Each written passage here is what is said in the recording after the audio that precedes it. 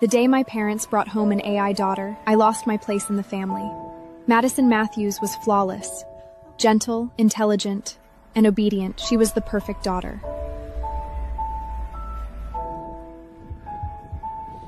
Overnight, I became the problem child. Dad stopped hiding his disappointment. Mom compared me to Madison in everything I did. Even my brother, Bailey, treated me like an embarrassment. What else do you know how to do, besides throwing tantrums and fighting for attention? The day I finally snapped and shoved Tate Madeline like 𝒂𝒄𝒆𝒅. Mom slapped me so hard. My ears rang. If you were even half as mature as Maddie, I wouldn't be so exhausted every single day! Go to the Intelligent Excellence Academy and learn properly how to be an obedient daughter! Then she sent me away. I was forced into a 3-year exchange program at the Intelligence Academy, a place designed to train human children alongside advanced AI models. 3 years later, my family finally came to bring me home. Lola? Lola? Mrs. Matthews, you'll need to say power on. Unit 13-4 no longer responds to human names. 13-14, bark like a dog. Power on Unit 13-14. It was obvious she didn't really understand what the words meant. She was only repeating what Director Jamie Graves had told her to say. The moment the command left her mouth, my eyes lit up like a screen finally receiving power after sitting dormant for years. System activated. Awaiting instructions. Mom froze. Behind her, Director Graves smiled calmly. Mrs. Matthews, our academy developed a specialized behavioral system to educate students better. They can only be awakened through activation commands. Once activated, they will never disobey you. Realization slowly dawned on Mom's face. He was 5 years older than me and had spent most of our childhood treating my tears like entertainment. Now, he grinned like he'd found a new toy. 13-14, bark like a dog. The command registered instantly. I hunched my shoulders, stuck out my tongue, and barked loudly on cue. Lola? Wow, Lola really did learn her lesson this time. Back then, Mom had to fight with her for half an hour just to get her to practice piano. Now she's obedient enough to bark on command. Dad and Mom exchanged satisfied looks. Neither of them seemed disturbed by what we're seeing. On the drive home, Mom casually glanced at me through the rearview mirror. So, Lala, how were the last 3 years at the academy?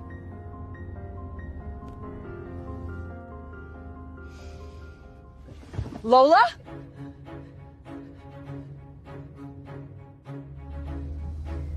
Questions are not recognized as valid commands.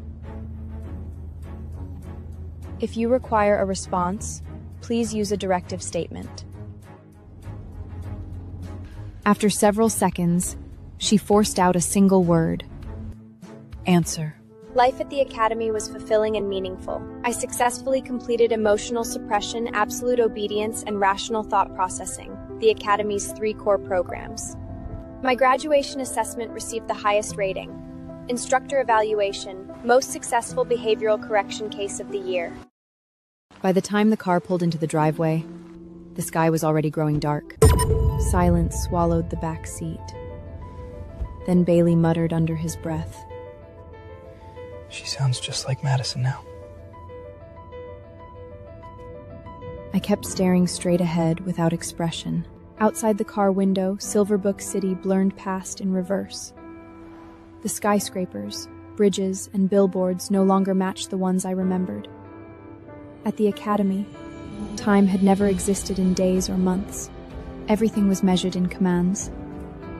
The only way I could track the passing years was by carving tally marks into the wall of the silence chamber. Toward the end, I'd forgotten how to write them properly at all.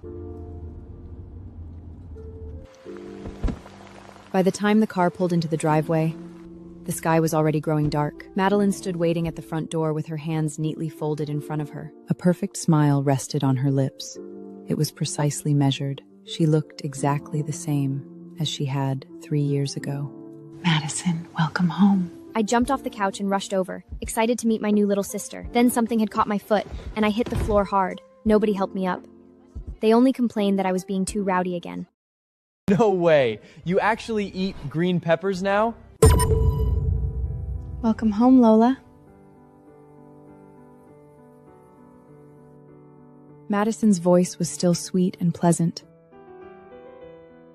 I didn't answer, since she hadn't instructed me to respond. Mom frowned immediately. You still don't like Madison? Clearly you still haven't learned how to behave. Answer her. The command registered, so I instantly smiled. Understood. Thank you. Madison's expression didn't change, but Mom nodded in satisfaction. At dinner, the entire family gathered around the table. Madison sat to Mom's right while Bailey sat beside Dad. I sat at the far end. Steam curled from the dishes, the scent drifting through the air, but my stomach felt nothing at all. At the academy, eating was classified as an energy replenishment behavior. It had nothing to do with pleasure or hunger. Go ahead and eat. I immediately picked up my cutlery and ate. Bailey stared at me in disbelief when he saw what I was eating. No way. You actually eat green peppers now? You used to be the pickiest eater alive. The academy can cure allergies too? Without responding, I simply picked up another bite of peppers. Personal tastes are merely emotional residue. Proof that the correction hasn't been fully realized yet. Locked me inside the silence chamber for 2 full days. Within that total darkness, stripped of all light, sound, and stimulation, I learned the cost of defiance. After I emerged, I ate the peppers, then carrots, onions, and bittergrow. I swallowed everything I had once despised without a second thought. Mom nodded approvingly. She always liked children who weren't picky. I reached for the chopped peanuts in the salad, placing one in my mouth. I chewed exactly 15 times before swallowing. She ate peanuts? Wasn't Lola severely allergic? When she was little, a single peanut sent her to the ER. Her lips swelled up like balloons. Bailey slowly lowered his fork. The academy can cure allergies too? I continued chewing silently. At the academy, humans weren't allowed to have allergies. Director, I'm begging you. I remembered an instructor smearing peanut butter across my skin. Layer after layer of rashes broke out. Swelling. Blisters. And eventually, the smell of rotting flesh. I curled up on the cold metal floor, my whole body shaking violently as I gasped for air. Director Graves, please, I can't breathe. It hurts. Please make it stop. Director, I'm begging you. I'll do anything. Please, don't let me die like Director James Graves with his hands behind his back, his expression cold and indifferent. Allergies are a form of weakness, and weakness can be transformed into strength through training. Though my skin tore and healed repeatedly, the biological reaction never truly vanished. A tremor suddenly ran through me, and my throat began tightening. My skin started itching violently. One red warp after another spread across my body. Her face looks really red. Mom leaned closer. The moment she saw me clearly, her expression changed completely. That's not blushing. She's having an allergic reaction. Lola, stop eating. You know you're allergic to peanuts. My voice remained calm and flat, without the slightest emotional fluctuation. Is that a command? Stop copying Maddie all the time! Mom froze. By then, my breathing had already started becoming labored. Madison's gentle voice rang out immediately. Patient is experiencing an allergic response. Difficulty breathing classified as moderate stervidity. Skin inflammation currently covers about 23% of the body. Immediate anti-allergy treatment is recommended. Panic instantly erupted around the table. Dad scrambled for medicine while Mom hurried to force antihistamine pills into my mouth. Only after my breathing finally stabilized did silence settle over the living room. Drifted from the couch. She's not right anymore. She used to cry, throw tantrums, and get angry. Now she's just like Madison. I said nothing since he hadn't given me a command to speak. Can you act normal for once? Stop copying Maddie all the time! We wanted an obedient sister, not a damn robot! I looked at his face calmly. There was anger, agitation, and confusion. Please define normal.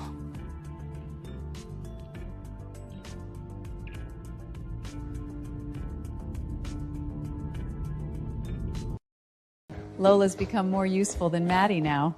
The color drained of Bailey's face.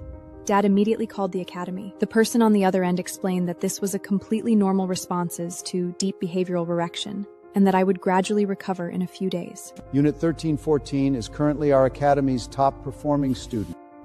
Her obedience levels surpass even advanced AI models. There's no need for concern. Everything is functioning normally. Dad repeated the explanation after hanging up. Mom visibly relaxed. Just like that, I became the most useful thing in the house. When Mom told me to wash dishes, I cleaned them more thoroughly than Madison ever could. When Dad told me to move flower pots, I carried every single one across the yard by myself. When Bailey asked me to pick up his packages, I ran faster than a trained dog. Lola's become more useful than Maddie now. Everyone agreed, until the night Bailey forgot to power me down.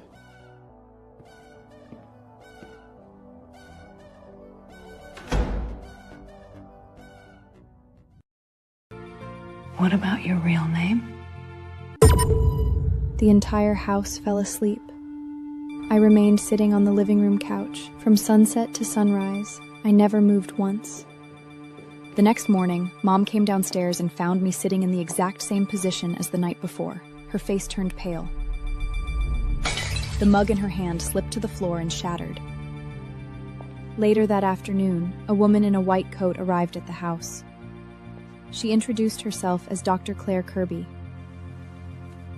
Her voice was gentle as she said, Hello, Lola. I didn't respond. Mom stood nearby, anxiously wringing her hands. You have to give her commands first. Otherwise, she won't answer you. Dr. Kirby glanced at Mom, a faint crease forming between her brows. Tell me your name. Unit 1314. The tip of Dr. Kirby's pen paused against the paper.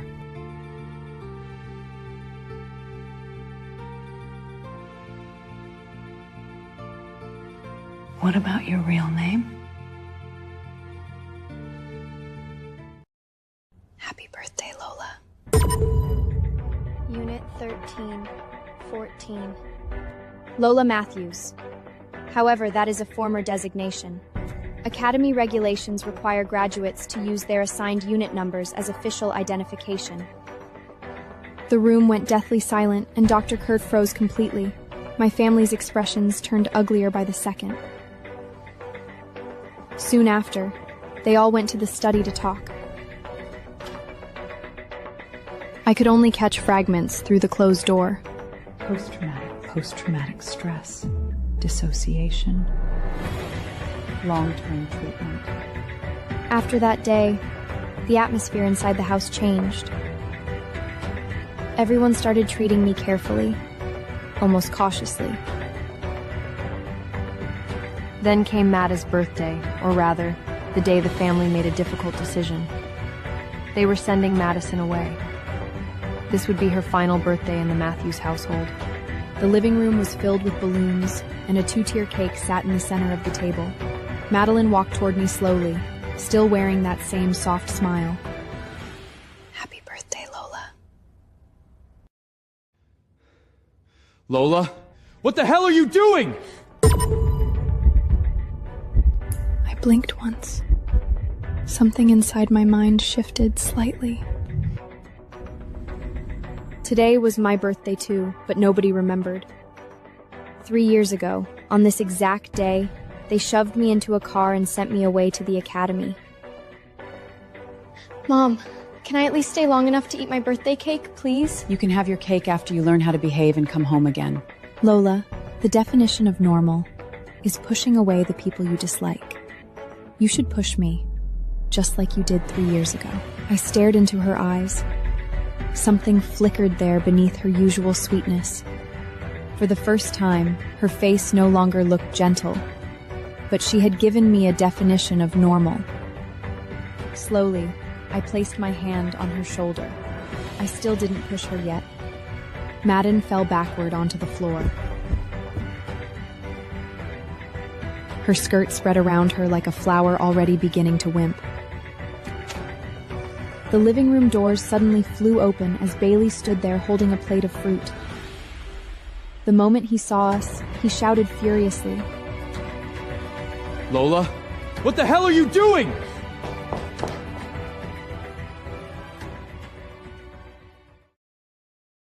What are you doing?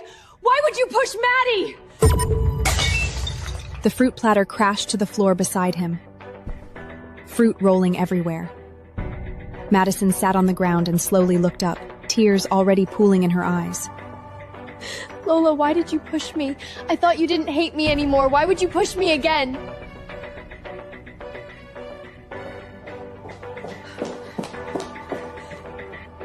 I said nothing.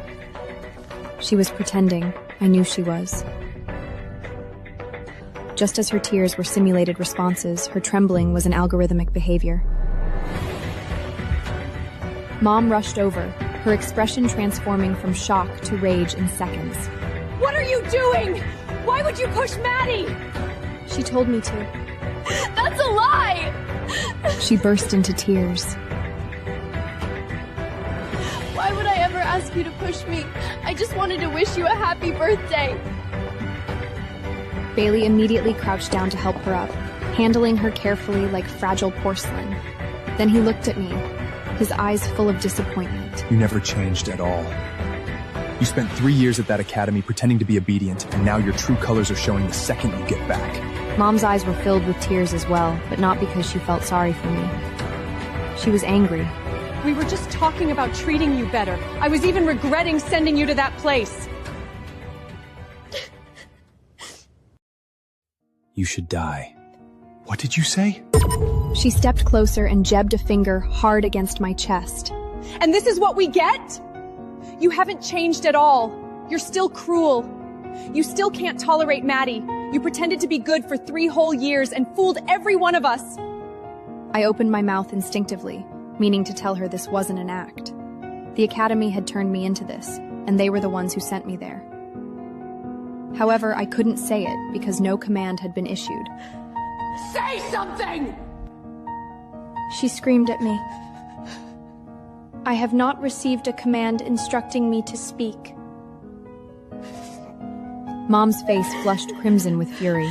Behind her, Madison leaned weakly against her shoulder, quietly sobbing. Then Bailey suddenly spoke. You should die. What did you say? Bailey's voice rose loud enough to shake the windows. I said she should die! Doesn't she obey every command now? Isn't she the perfect obedient daughter? Then tell her to die. Everything would finally be peaceful if she disappeared. The moment those words left his mouth, Madison suddenly collapsed onto the floor. Her body convulsed violently, and her eyes rolled back. Foam spilled from the corner of her mouth. Lola! What are you doing? Maddie! Madison, what's happening? Mom's scream tore through the room. She cradled Madison's head while Dad desperately tried to keep her conscious. Bailey scrambled for his phone to call an ambulance. Everyone surrounded her. Nobody looked at me. I slowly turned toward the garden outside the balcony doors. Behind me, Madison continued convulsing on the floor while Mom, Dad, and Bailey panicked around her. Still, no one looked at me. Command received. Terminate. Nobody heard me. They were too busy worrying about Madison and showering her with attention. I slowly turned around and walked toward the balcony. cold night wind rushed against my skin. Lola! He noticed first. His voice came out sharp and terrified. His phone slipped from his hand and shattered against the floor. Mom whipped around too, all the color draining from her face instantly. Lola! What are you doing? I smiled faintly at her. Then, without hesitation, I carried out the command.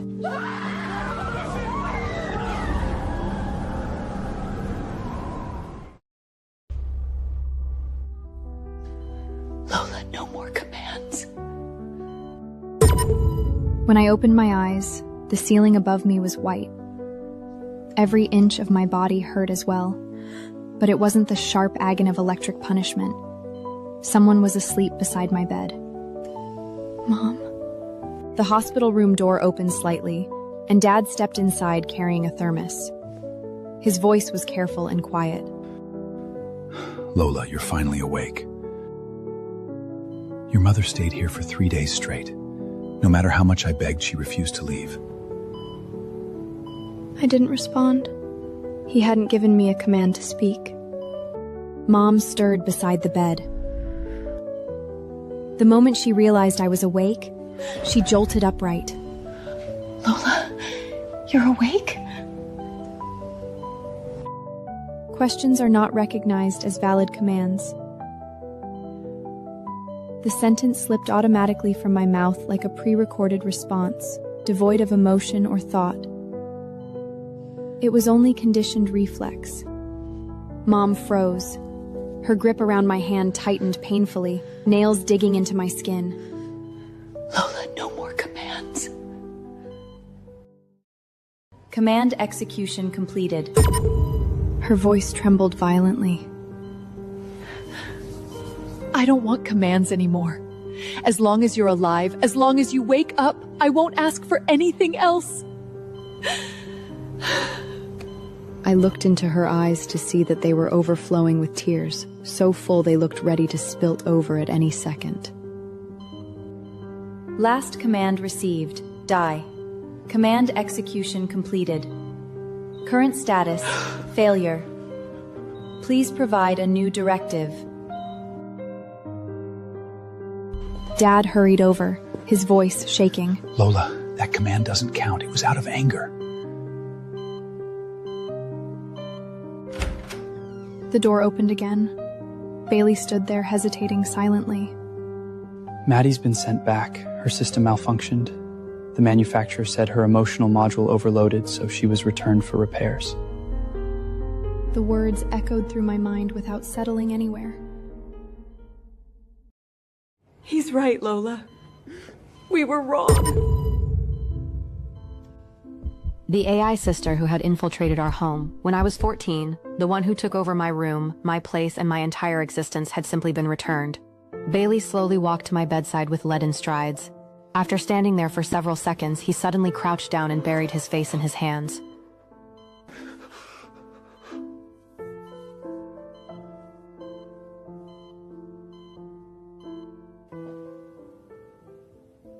Lola, I looked into everything. Every recording Madison showed us, every reaction she staged in front of us, all of it was programmed in advance. She acted weak in front of you, innocent in front of us. She wanted you to push her. She wanted us to see it happen. We misunderstood you. We shouldn't have treated you like that. We should have believed you. You're our real family. He's right, Lola. We were wrong. I remained silent. Sunlight slipped through the narrow gap in the curtains, stretching across the hospital floor in a thin golden line. Please define family. Family. Family means us. The moment the words left my mouth, the entire room fell silent. Mom froze completely. Tears still hanging from her chin. Dad's lips trembled, but no words came out. Bailey stared at me from where he crouched on the floor, his eyes burning red. After what felt like forever, Mom finally found her voice again. It sounded raw, scraped apart by grief. Family means us. Lola, your father, your brother, me. We're your family. I blinked slowly and looked at her tear-strocked face. My voice remained perfectly calm. Directive unclear. Please provide a standardized definition. Fresh tears immediately poured down Mom's face. She lunged forward and wrapped both arms around me, squeezing me so tightly it felt like she wanted to force me back into her heart. Nevertheless, I didn't move. Without instructions, I couldn't respond. There is no definition! She cried desperately. There's no standardized answer for this!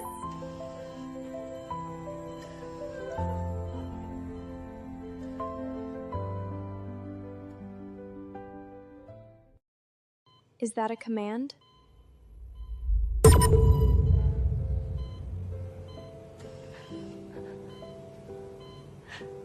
Lola, I was wrong. I was so wrong. Her voice shook harder with every word. We never should have sent you away. We never should have forced you to become obedient. We never should have hurt you over a machine. Can you come back to us? Can you be our old Lola again? Is that a command? When she saw the emptiness on my face, it looked like someone had stabbed her straight through the heart.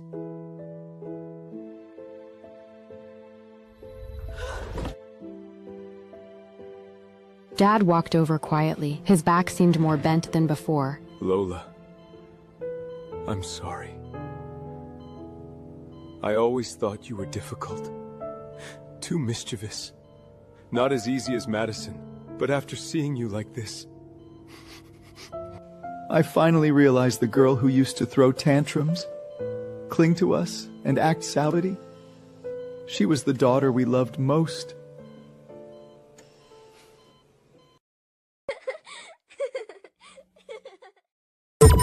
I remained silent. There were no directive terms in his sentence, so it was not valid input. Bailey suddenly stood up. Tears still streaked across his face as he raised his hand and slapped himself hard across the cheek. The crack echoed sharply through the hospital room. Then he did it again and again.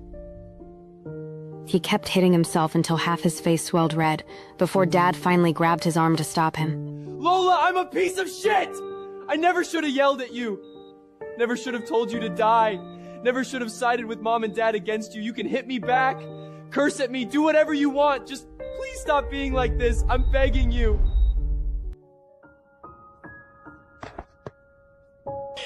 A memory suddenly surfaced from 3 years ago. Back then, he used to steal my comic books just to annoy me. Please provide a clear directive. The color drained from Bailey's face instantly. It was like every ounce of strength had been ripped out of him. Bailey, how could this happen? How did it turn out like this? He slid helplessly down the wall onto the floor, covering his face as muffled sobs escaped his throat. The day I was discharged from the hospital, the weather was beautiful. Mom brought me a new dress. It was pink, my favorite color before I turned 14. Tiny embroidered rabbits decorated the sleeves.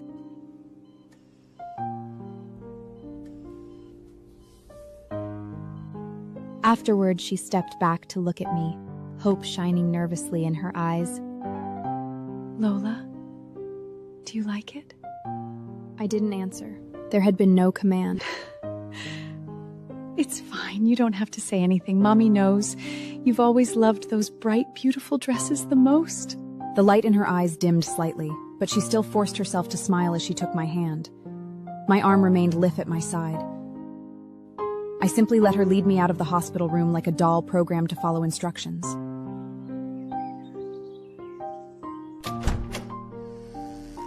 When we returned home, everything had changed.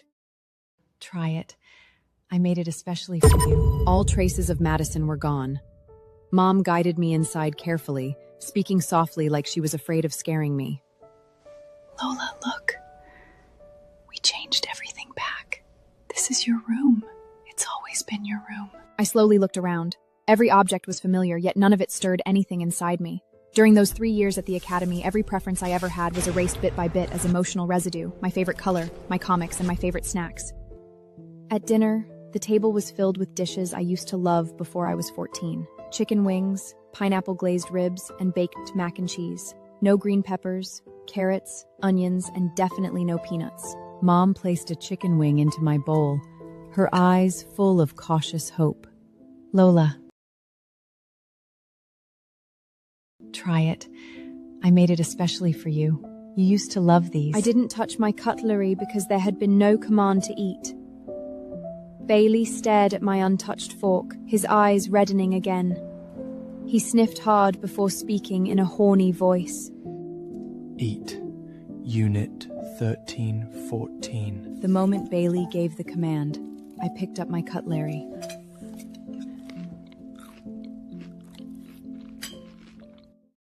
Punctured by the sharp clatter of her cutlery striking the table as they slipped. With mechanical precision, I swallowed the bite. Every action I took was devoid of life, driven only by internal gears. The silence of the room was punctured by the sharp clatter of her cutlery striking the table as they slipped from her grasp. Dad exhaled a long, weighted breath and abandoned his own meal. Lola, you are no longer required to wait for our orders. From this point forward, you are free to do as you wish. Please clarify the directive. The days passed one after another. They stopped issuing casual instructions, but the absence of a command did not grant me freedom. Instead, it left me immobile, a machine powered on but trapped in standby mode, sitting in total stillness from dawn until the sun dipped below the horizon.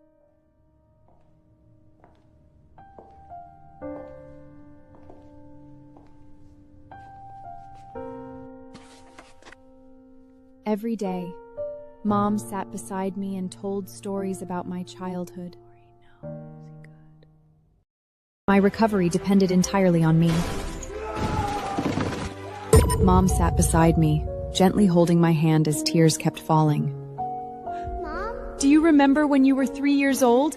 You called me Mom for the very first time? I was so happy that I spun you around and around in the living room. She wiped her tears and continued with a trembling voice. And when you were 5, you sneaked into my makeup drawer and smeared lipstick all over the walls. I couldn't bear to scold you, so I stayed up half the night scrubbing the walls myself. Her voice broke as she recalled the next memory. When you were 10, you had a terrible fever of 104 degrees. Your dad carried you on his back and ran almost 2 miles to the hospital. He even lost one of his shoes along the way. Every time she spoke, she cried. Still, I only sat there quietly without any reaction. Bailey searched across the entire city for psychiatrists and specialists. He brought every expert he could find to examine me. Bailey searched across the entire city for psychologists and specialists. He brought every expert he could find to examine me. However, after each evaluation, they only shook their heads and said the same thing. The trauma was too severe, and that my recovery depended entirely on me. Bailey also went back to the Intelligent Excellence Academy several times and caused such chaos that they eventually handed over 2 thick forges. One contained every training record from my 3 years there. The other contained Madison's complete 𝒆𝒑𝒂𝒄𝒆𝒅 system logs from the manufacturer. A whole week of peanut desensitization. They kept pushing her vital signs to the brink of collapse! That night, I stood silently outside the study door. 48 hours in the silence chamber? Just because she refused to eat green peppers?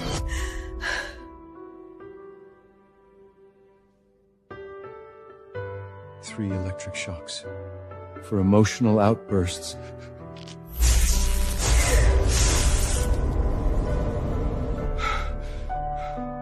A whole week of peanut desensitization. They kept pushing her vital signs to the brink of collapse!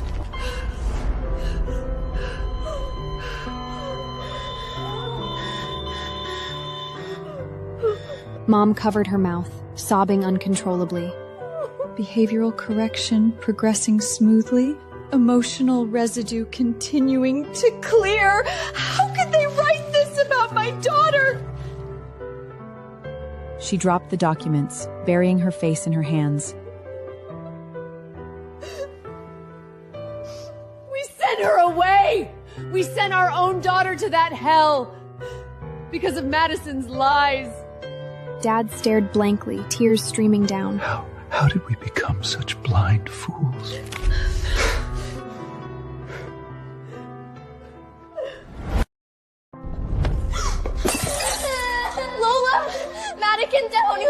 Meanwhile, Madison's logs were filled with calculated manipulation.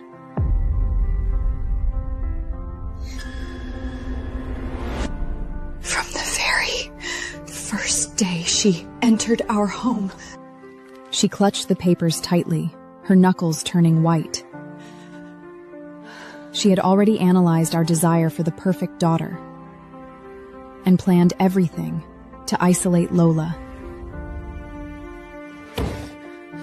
She deliberately stuck out her foot to trip Lola, then apologized so innocently while Lola cried on the floor.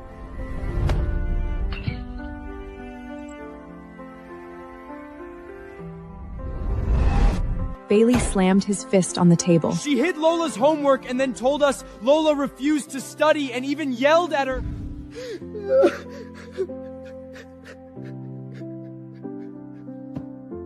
Mom flipped to the next page, her breathing becoming racked. Step by step, she made us believe Lola was hopeless. Until we finally sent her away to that horrible academy! She covered her mouth with one hand, shoulders shaking violently. The study fell into heavy silence, broken only by Mom's suppressed sobbing as she hunched over the table.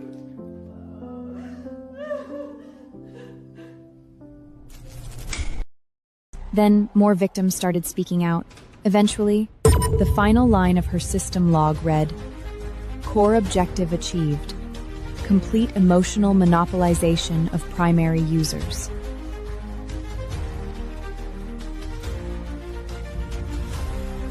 News of the Academy exploded across the country. The comment sections beneath every article became a storm of outrage. My son was sent there 3 years ago. When he came back, he couldn't smile anymore. I haven't seen him genuinely smile once since. Commenter 2. The kid next door was perfectly normal before going there.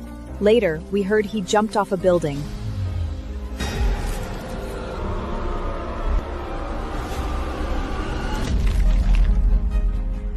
They call the silence chamber education?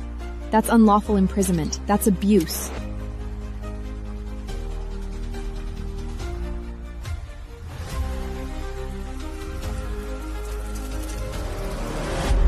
Comment after comment flooded the internet. Each one felt like another needle piercing into flesh. I used to work there as a janitor. I saw the children's hands. Their fingernails were packed with concrete dust from scratching the walls. The numbers kept climbing every time the page refreshed. Parents of children like me filled the comments with grief and regret. The post was shared over 200,000 times. Then, more victims started speaking out. Eventually, the Intelligent Tell-It Excellence Academy was shut down permanently. She walked over to me and suddenly dropped to her knees. When Connor McCarthy, the Academy founder, was escorted away in handcuffs by 2 federal officials, a small crowd had gathered outside the courthouse. You monster! How many children did you destroy? Rot in hell, Connor! You deserve worse than prison! Heartless bastard! I hope you suffer every single day!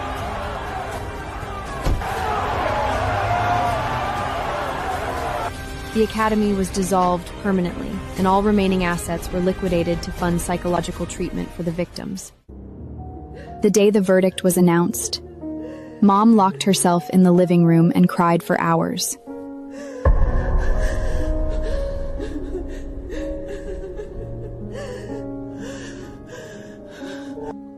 The next morning, Mom's eyes were swollen beyond recognition.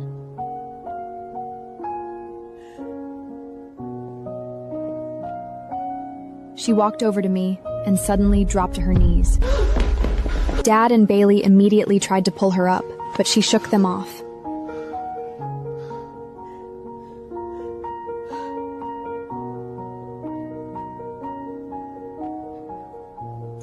Lola Matthews. And I was wrong. I never should have wanted an obedient doll so badly that I forgot you were a child too. It's my fault. I'm truly sorry to you. I never should have sent you into that hell and let you suffer there for 3 years. I don't want obedience or perfection anymore. I don't want commands or Unit 13, 14 or any of it.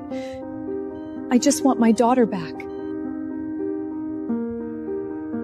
In 3 long years, this was the first time anyone had addressed me without issuing a command, requiring submission, or forcing me to mold into someone else. She was simply 𝒖𝒍𝒂𝒄𝒆𝒅 inviting me to exist as myself. The tender moments from my childhood collided brutally with the bleak shadows of the academy, the warmth of Mom's embrace, riding high on Dad's shoulders, and the secret snacks Bailey used to bring me. Then, the sharp thring of a hand against my cheek, the endless darkness of the silence chamber. It's my fault.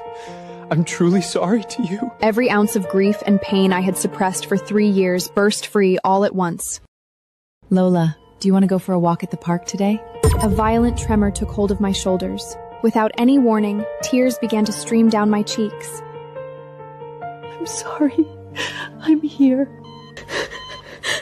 Dad turned away silently, shoulders shaking as he fought back tears. Bailey leaned against the wall, wiping furiously at his eyes, but the tears still wouldn't stop falling.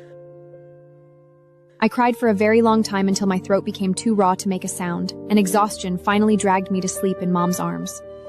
From that day forward, it felt like I slowly came back to life.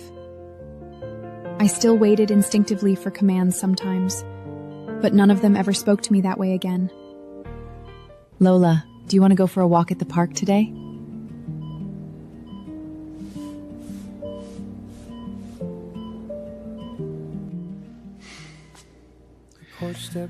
Want to build those Lego sets you used to love with me? Think you might like this one?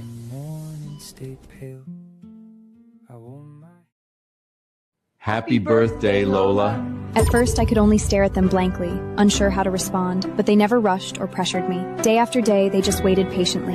Eventually, I started nodding or shaking my head. Later, I started saying things like okay or no. It took them an entire year to slowly piece the broken version of me back together. On my birthday, the house was covered in balloons.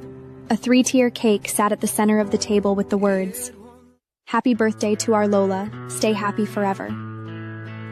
The candles flickered warmly, while all 3 of them looked at me with gentle smiles. Happy birthday, Lola. I stared at the dancing candlelight and the love in their eyes. My vision blurred instantly, but this time, they were happy tears.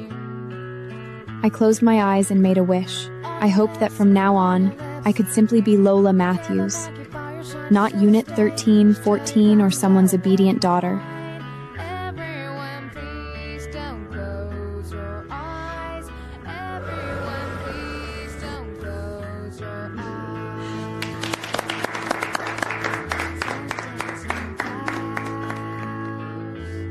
Just myself.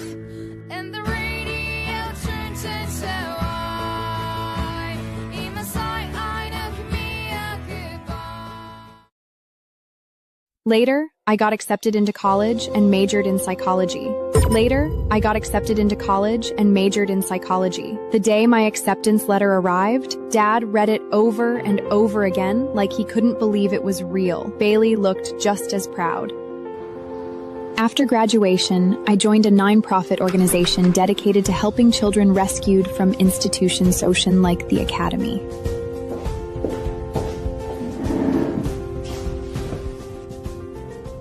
Some of them no longer spoke, cried, or knew how to feel angry. When they arrived, there was no light left in their eyes, offering no commands and giving no instructions. I simply waited. I remained patient, waiting for them to their former themselves and reclaim the identities they had lost. One day, a 15-year-old girl was brought to me. She had endured 2 years in an institution that mirrored the academy. Upon arrival, she sat with a rigid, perfectly straight posture, her hands placed neatly upon her knees.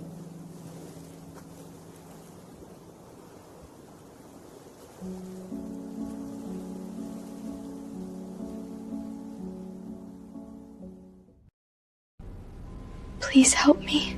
Her mother cried beside her, calling her name over and over again, but the girl never reacted. Hi. My name is Lola Matthews. I'm not here to give you commands. I just want you to know something.